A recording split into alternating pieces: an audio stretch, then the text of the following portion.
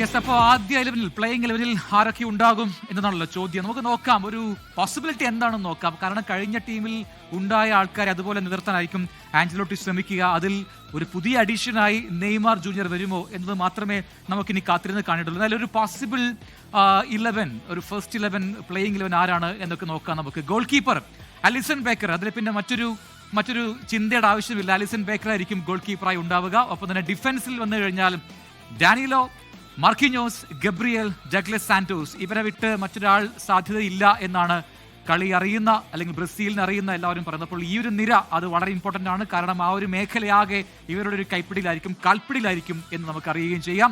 ഇനി ഈ ഡിഫൻസീവ് മിഡ്ഫീൽഡിലേക്ക് വരുമ്പോൾ ആരൊക്കെയായിരിക്കും ഇത്തവണ കളത്തിലിറങ്ങുക എന്ന ഒരു പോസിബിലിറ്റിയോട് നോക്കാം.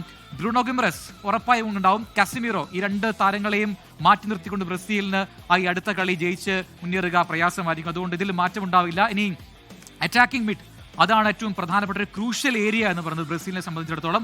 അവിടെ റയാനുണ്ട്, ലൂക്കാസ് പക്കറ്റി ഉണ്ട്, വിനീഷ്യസ് ജൂനിയർ ഉണ്ട്. ഈ 3 താരങ്ങളും നമുക്ക് അറിയാമല്ലോ അവർ എത്രമാത്രം ഇമ്പോർട്ടൻ്റ് ആണ്. പ്രത്യേകിച്ചും വിനീഷ്യസ് ഒക്കെ അപാര ഫോമിൽ കളിക്കുകയാണ് നിലവിൽ. അതുകൊണ്ട് തന്നെ വിനീഷ്യനെ ഒന്നും മാറ്റി മറ്റൊരാളെ കൊണ്ടുവരാൻ സാധ്യതയില്ല. പക്ഷേ നെയ്മാർ വരികയാണെങ്കിൽ ആരായിരിക്കും മാറുക എന്നത് മാത്രമാണ് ചോദ്യം. എന്തായാലും സ്ട്രൈക്കറായി മത്തേയൂസ് കുഞ്ഞ ഉണ്ട്.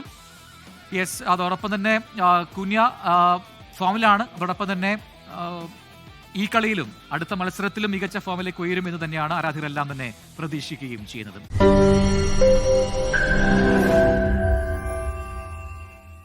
ലോകത്തെവിടെയായാലും ഏത് സമയത്തും 24 വാർത്തകളും ഓഗ്മെന്റഡ് റിയാലിറ്റി പാക്കേജുകളും എക്സ്പ്ലെയിനറുകളും വിശദമായി കാണാൻ ഞങ്ങളുടെ യൂട്യൂബ് ചാനൽ നിങ്ങൾക്ക് സബ്സ്ക്രൈബ് ചെയ്യാം.